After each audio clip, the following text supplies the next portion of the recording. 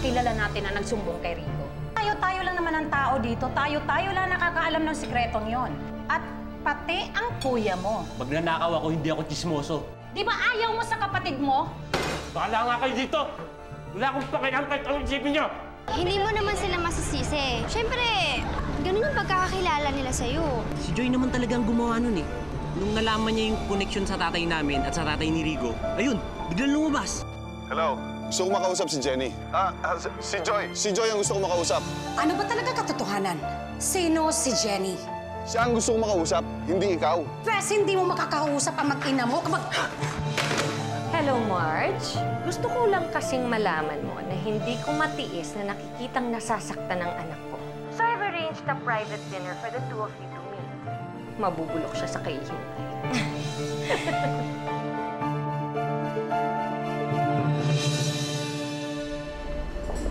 Hello, Marge. And what did you expect, Iha? Did you really think na pupuntahan ka pa rin ni Rigo pagkatapos mo siyang lukuhin? Something smells fishy, tita. Amoy malansang isda. Ikaw ba yun, Marge? Kasi yung dating bango mo, unti-unti nang umaalingasaw. Yung napaka-inosente mong mukha, may sikretong nakatago na unti-unti nang mabubunyag. Iha, kung ano man ang plano mo na paghihiganti sa pamilya ko, I'd forget about it. Kasi ang tatay mo ang pumatay sa asawa ko. He committed murder, Iha. All evidences proved that. It's a closed case. At kung ako sa'yo, lalayo na ako. Kung si Rigo nga umatras na, di ba? Lumayo na, nilayuan ka na niya. Ayaw niya nang makita ang pagmumukha mo, Marieta. Saan ba si Rigo? Oh! Rigo's in Los Angeles, in America. Pina-attend ko siya ng isang international airline conference para ilayo siya sa'yo at para na rin maaliw ang anak ko. As I'm sure maraming pwedeng umaliw sa kanya ron. He'll forget all about you soon enough. Kawawa ka naman. Akala mo nakabingwit ka na ng matabang isda. Eh, ikaw yung isdang malansa na unti-unti nang nalulunod sa kasinungalingan. Shall we go? Ang baho dito eh. Ano ba yan?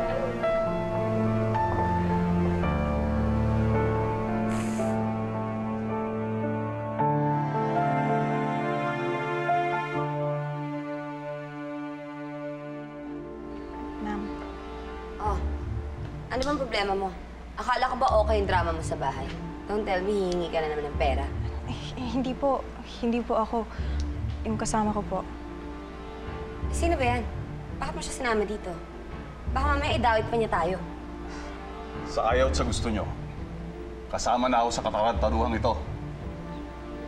Tinaman nyo anak ko sa racket nyo. Kung ayaw nyo sumabi, bigyan nyo akong trabaho papel sa moro-moro nyo. Pasensya na, ma'am. Wala akong magawa eh. Kung di natin siya isasali, ilalaglag niya tayo. Hindi ko pwedeng hayaan mangyari yun. Lalo na ngayon at nagdududa sa akin yung nanay ni Marge.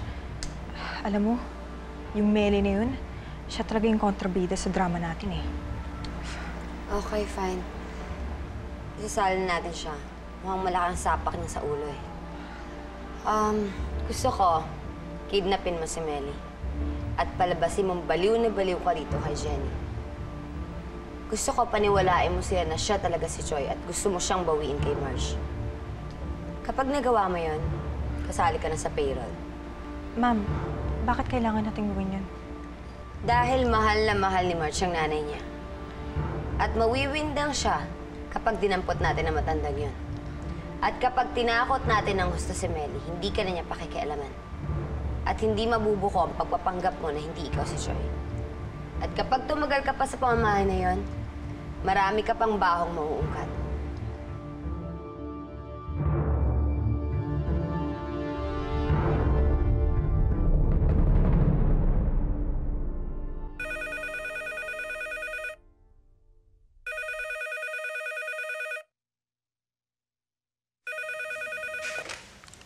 Hello? Si Melly Rosales ba ito? Oo, bakit?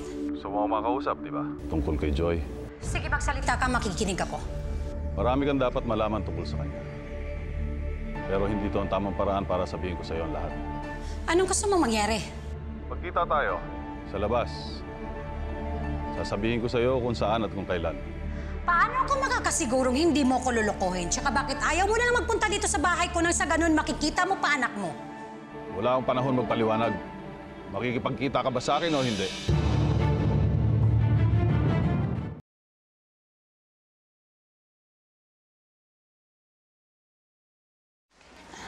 Nay! Oh, halika, kumain na muna tayo. Nagluto ako. Day off ko ngayon. Nak, wag na salamat ha, pero may lakad ako eh. Ayaw mo lang yata kaming makasalo eh. Nay, naglalagay ka pa ng pader sa pagitan natin kasi nasa isang bahay lang tayo. Nak, hindi ako naglalagay ng pader. At kung halimbawa maglagay man ako ng pader, sana maintindihan mo dahil gusto lang kitang proteksyonan sa mga taong gustong manloko sa'yo. Ako ba pinalilinggan mo? Bakit? Tinatamaan ka ba? Nay, tama na. Nakikisama naman si Joy sa atin eh. Aba, Marge, dapat lang. Nay, alam mo, pagod na ako. Pagod na ako mamagitan sa inyo. Kung totoosin, hindi ko naman kailangan manimbang eh.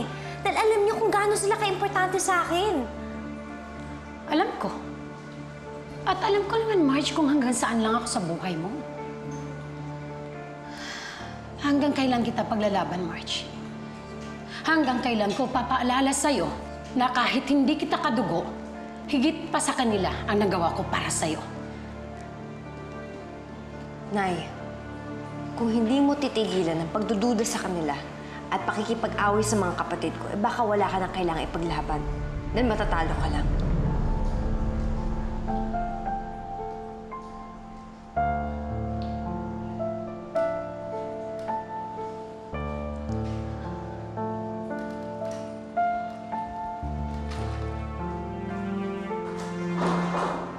Nay! Nay!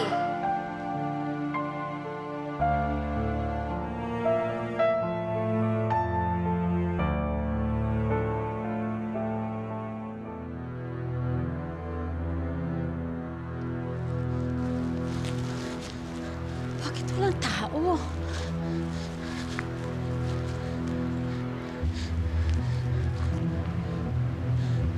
Tama ba itong lugar na napuntahan ko?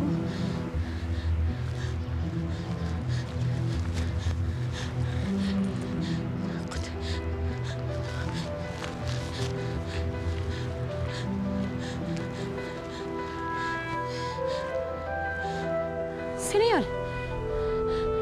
Alex? Alex? Alex, ikaw na ba yan? Alex!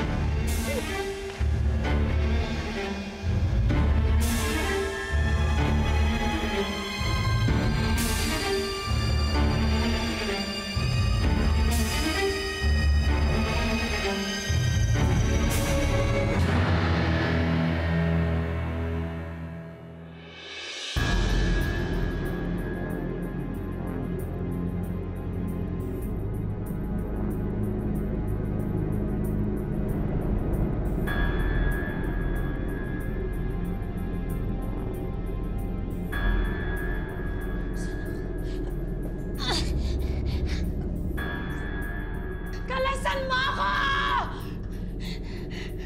Kalasan mo ako! Tulong! Tulong! Sa Clara! Sa Clara! Sino ka?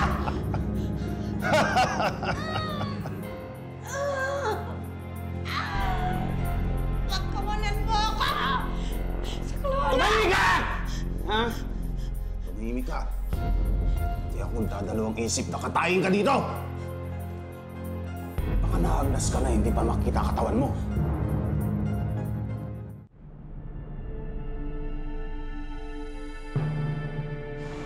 Pansin ba kung nakauwi na si Nay? Hindi pa nga ate. Nagigilty nga ako. Ako na naman yung dahilan kung bakit nagtalo kayo. Hindi na alam ko anong gagawin ko. Sana maintindihan niyo, ha? Sanay kasi si inay na sa akin lang umikot ang mundo niya. Ganun naman talaga yung mga ina, ate. Ako man, ganun ako kay Faye.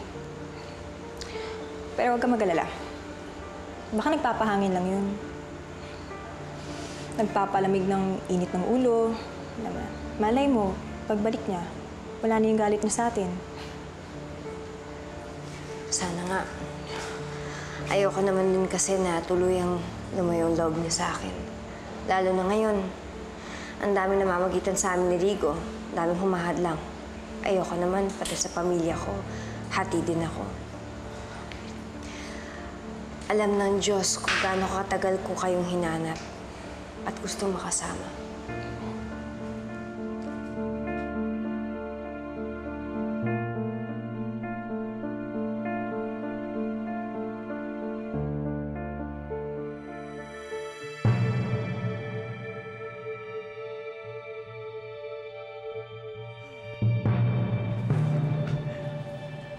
Dad! Oh, Aurora. Nabalitaan ko, umalis daw si Rigo. Bakit hindi mo siya sundan? This will be a perfect time para magkalapit kayo. At alamin mo na rin kung anong stand niya sa Marieta, Margarita, whoever she is.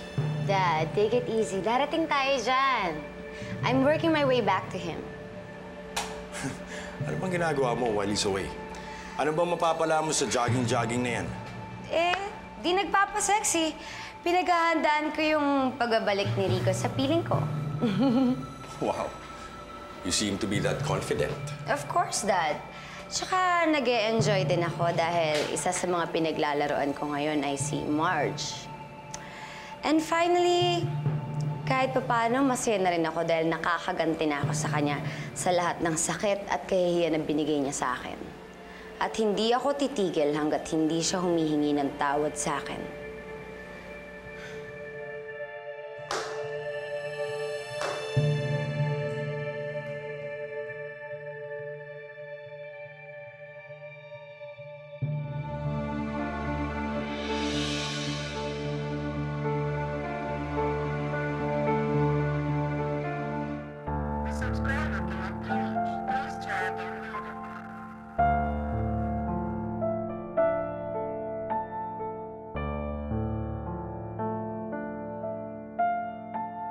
Hanggang kailan kita paglalaban, Marge? Hanggang kailan ko papaalala sa'yo na kahit hindi kita kadugo, higit pa sa kanila ang nagawa ko para sa'yo? Nay, kung hindi mo titigilan ang pagdududa sa kanila at pakikipag-away sa mga kapatid ko, baka wala ka nang kailangang ipaglaban. Dahil matatalo ka lang.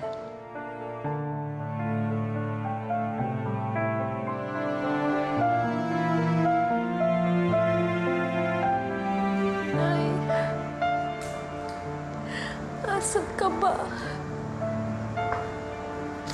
Kailangan kita.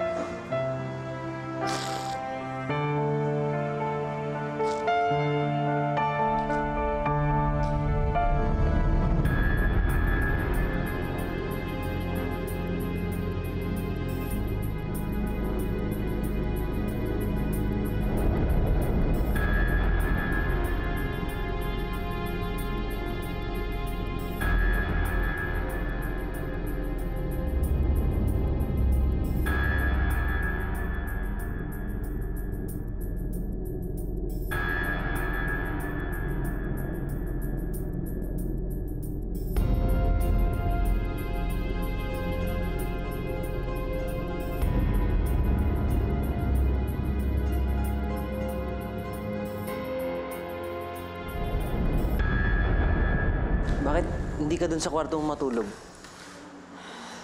Si Nay, umuwi na ba? Alam mo, siguro, hindi niya na kami kinayang pagtiyagaan. O baka naman nagpapaawa ulit para mapwersang piliin mo siya. Alam mo, kahit ganun yun, Hindi niya magagawa yun.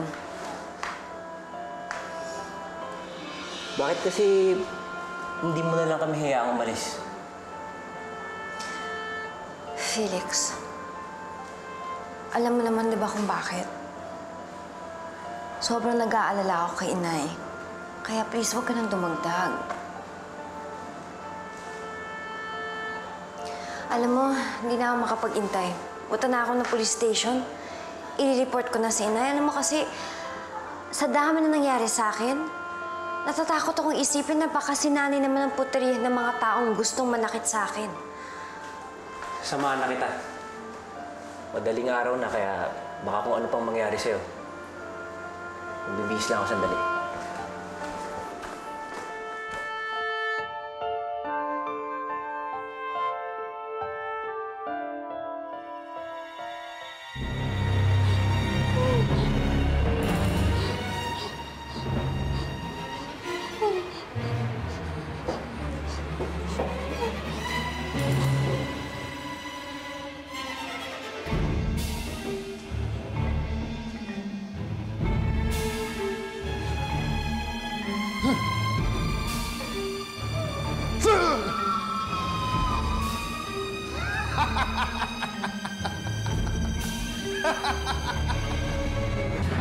Ma'am, ano ba nangyari bago siya umalis ng bahay niyo?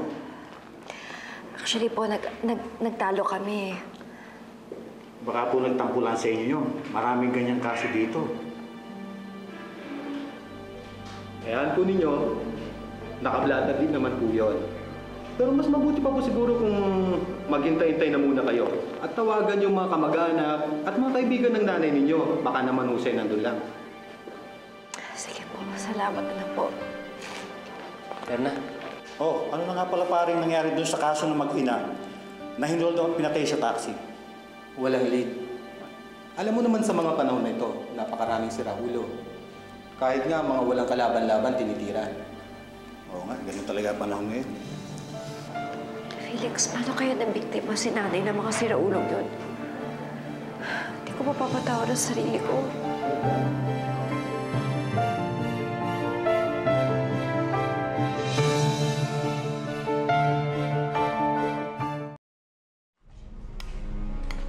Joy, timpla mo nga kami ng kape. Oh, anong balita? Hindi pa ba nakikita si Mary?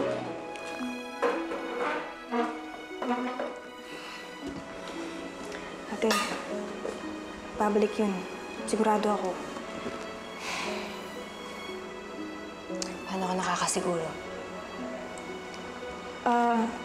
Kasi positive thinker ako eh. Dapat ganun talaga. Dapat think positive palagi. Diba?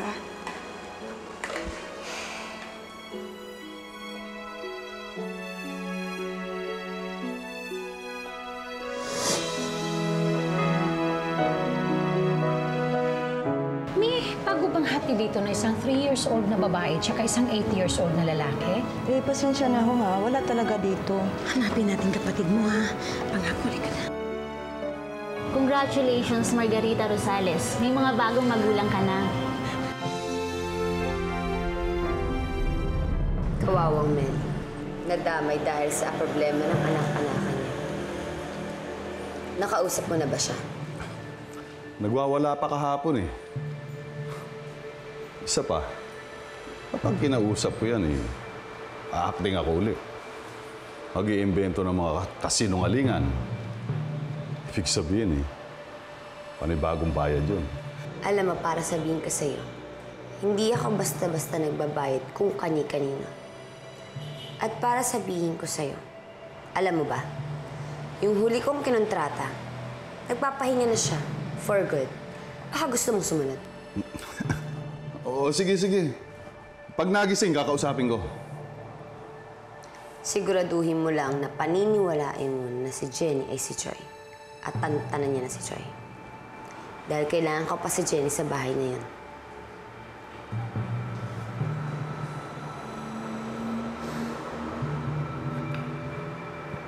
Hindi naman talaga siya dapat nadamay dito eh. Dahil yung anak-anaka naman talaga niyang punteriya ko. Ay, teka. Bakit hindi natin isama si Marcia sa larong ito?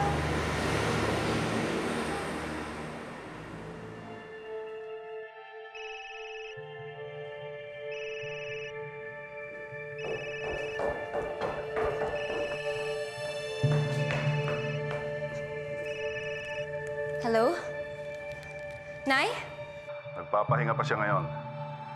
Kaya kung hindi mo susundin ang iutos ko sa'yo, magtutuloy-tuloy ang pamamahinga niya. Nak! Nak, huwag kang pumayag! Huwag kang pumayag! Nakayot ka! Makawalan mo ako dito! Nay! Ay, tulong! Ibalik mo sa akin yung nanay ko. Kung gusto mo pa siyang makita ng buhay, ha? Makipagkita ka sa akin. Sa korehidor. Magdala ka na rin ng pera. 1 milyon. Kayang-kaya naman siguro yan ng boyfriend mo. Bakit mo to ginagawa sa akin? Huwag kang magkakamaling magdala ng pulis. Ha? Alam mo na ang mangyayari. 2:00 mamaya, hihintayin kita. At ang tangi mo lang dadalin ay si Joy at ang anak ko. Si Joy? Anong kinalaman ni Joy dito? Ba't hindi mo itanong sa kanya kung sino si Alex? Mamayang 2:00, hihintayin kita. Teka, bigyan mo naman ako ng konting panahon. Hello? Hello? Hello?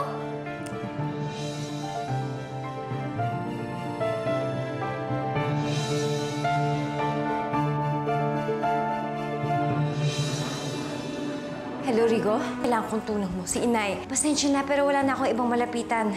What, Rigo? 1 million pesos last na yacht? Ma, please. Gawin niyo naman to para sa akin. All right, Iho. I'll do this for you. Pupuntahin talaga natin siya sa korehidor? In fairness to me, tita, mabait pa nga ako sa kanya. Dahil pwede ko naman palubugin o pasabugin na lang yung yari. Wala kayong ibang gagawin kundi dalhin sa laot ang babaeng. Mas stranded kayo, 1-2 oras. Bakit pati ako pinahihirapan mo? Hindi naman ako mahadlang sa'yo eh. Alam ko na ikaw ang isa sa nagpapahirap sa kanila! Walang pwede magpahirap sa Jenny ko. Nasaan man si Nanay Mary, sana po ligtas siya sa kapahamakan. Mahal na mahal ko po siya.